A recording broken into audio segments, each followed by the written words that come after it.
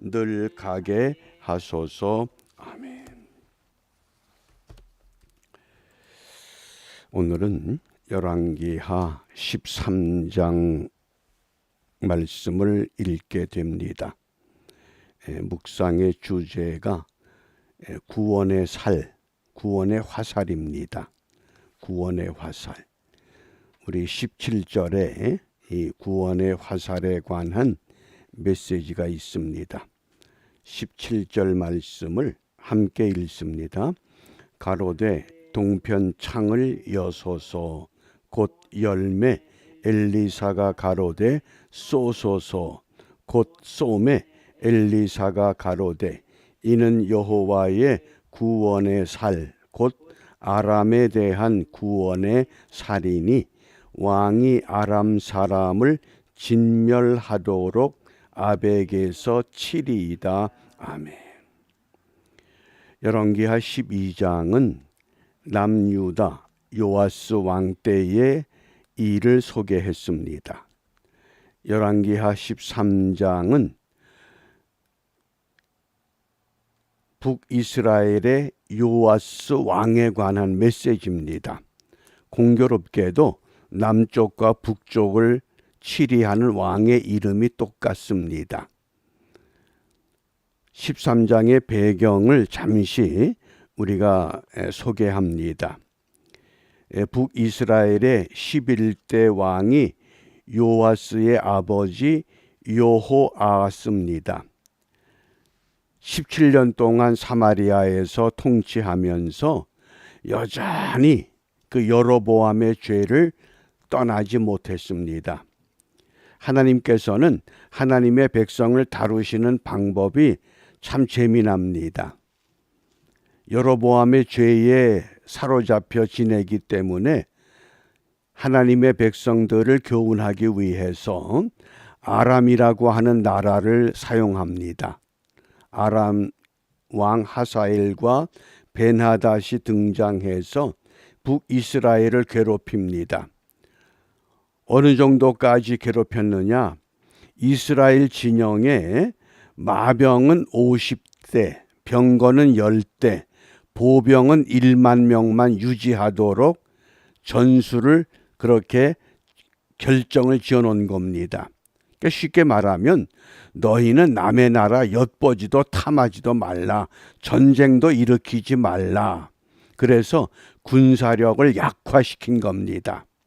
결국 여호아하스가 세상을 떠나게 되고 이제 북이스라엘의 12대째 왕이 요아스입니다. 그런데 요아스가 왕이 되어서 사마리아에서 통치하고 있을 때에 오늘 이 17절의 말씀의 배경은 엘리사가 죽을 병이 들었습니다. 그러자 이 요아스 왕이 엘리사를 찾아갑니다. 엘리사를 찾아가서 이렇게 눈물을 흘립니다. 13장 14절 15절 말씀 함께 읽습니다.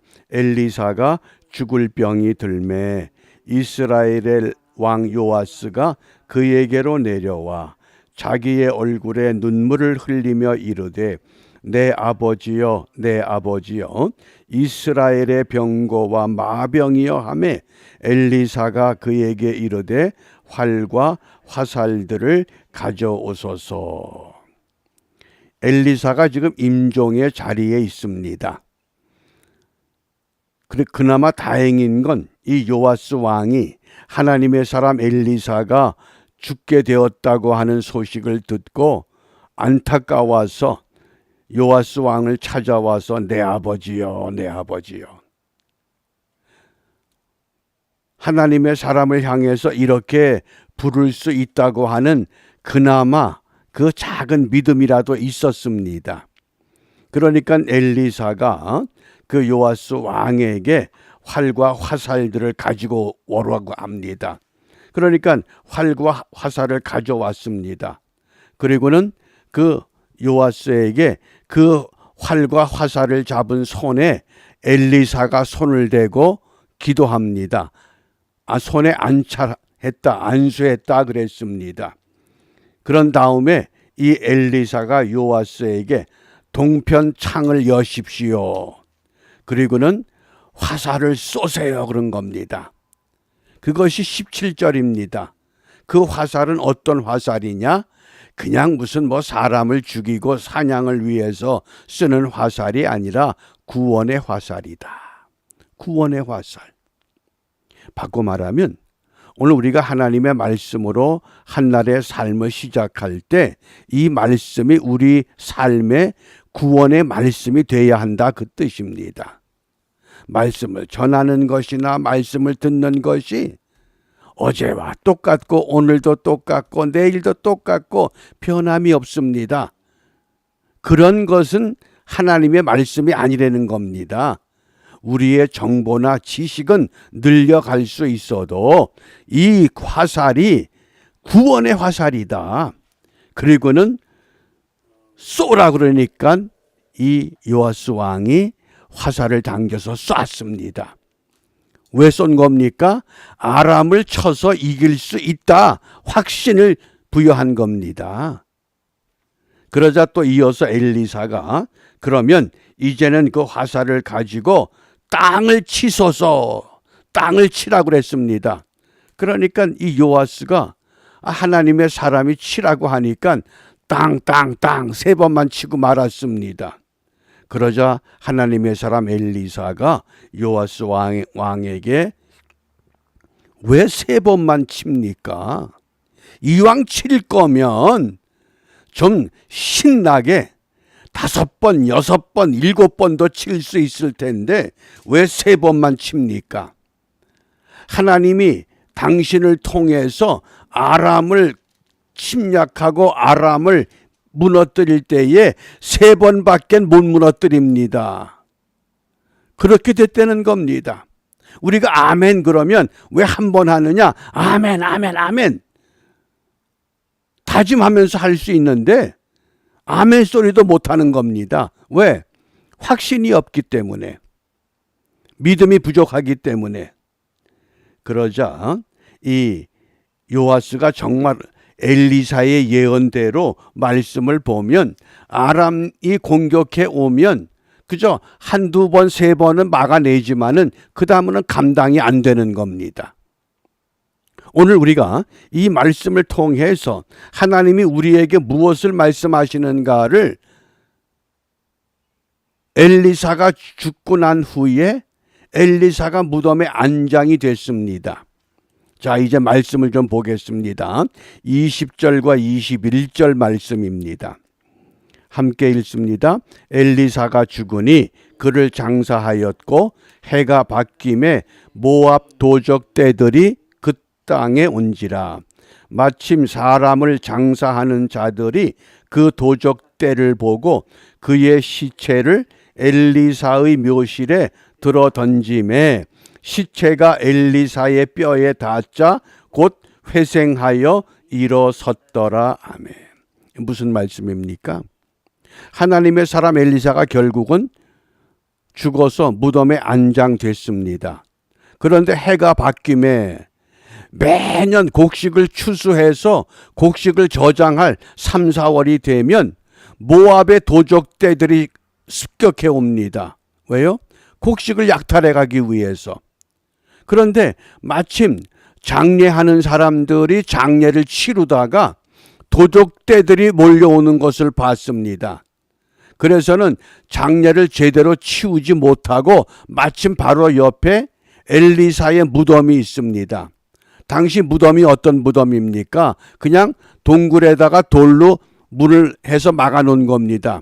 그러니까 다급하니까 그 돌문을 열고 그 죽은 사람의 시신을 엘리사의 무덤에 던졌습니다. 그때 엘리사는 이미 탈골이 돼서 뼈만 남아있던 상황입니다. 그런데 놀랍게도 그 시신이 엘리사의 뼈에 닿자 어떻게 됐다고 말씀합니까? 곧 회생하여 일어섰더라. 아멘. 이 말씀이 믿어지십니까? 왜 이런 놀라운 일이 일어났느냐? 저는 이 말씀을 묵상하면서 하나님의 교회가 하나님의 사람 엘리사처럼 능력이 있다 그러면 그 교회에 드나드는 사람들이 교회 들어오기만 해도 어떻게 해야 됩니까? 회생해야 됩니다. 더 나아가서 회생한 사람들이 세상에 나가서 많은 사람들을 만나게 되면 그 사람들도 회생해야 합니다. 그런데 오늘의 현실은 우리 모두가 다 잠자는 자가 되고 완전히 죽어버린 삶이 되고 말았습니다. 좌파의 사상을 가진 사람들은 70년 동안 수도 없이 많은 사람들을 좌파로 회생시켜 놨습니다. 그런데 하나님의 교회, 하나님의 사람들은 무슨 일을 했습니까? 교회당을 크게 짓고 교인 수를 늘려놨는데 다 죽어버린 겁니다. 힘이 없어졌습니다. 요즘 우리가 검수완박이라고 하는 그 뉴스를 자주 듣게 되는데, 이 검수완박이라고 하는 말을 추미애 씨가 법무장관이 있을 때에 검찰의 수사권을 박탈하기 위해서 한 말입니다. 검찰의 수사권을 완전히 박탈해야 된다. 그때에 검찰총장으로 있던 대통령으로 당선됐던 윤석열 씨가 무슨 말을 했느냐? 검수완박은 부패완판이다. 다시 한번요. 검수완박은 부패완판이다. 검찰의 수사권을 완전히 박탈하면 이 세상은 부정과 부패가 완전히 판을 친다. 이 말을 해서 쫓겨난 겁니다. 의식이 있는 한 사람이 세상을 바르게 보고 바른 말을 했을 때에 그 결과 생각지도 못한 대통령 당선자가 된 겁니다. 놀라운 의식을 가지고 있고 똑바른 의식을 가지고 있으면 엘리사의 뼈에 닿은 시신이 회생하는 것처럼 세상을 바르게 보고 바른 말을 할 수 있으면 하나님은 그러한 사람을 하나님의 도구로 세우신다고 하는 교훈입니다. 그렇게 보면 좌파의 세력들이 모든 분야에서 70년 동안 이 모든 사람들을 좌경화시킬 동안에 하나님의 교회가, 하나님의 사람들이 무엇을 했느냐 이겁니다. 아무 소리 못했습니다. 그저 크게 짓고 숫자 늘리고 이것으로 만족한 겁니다.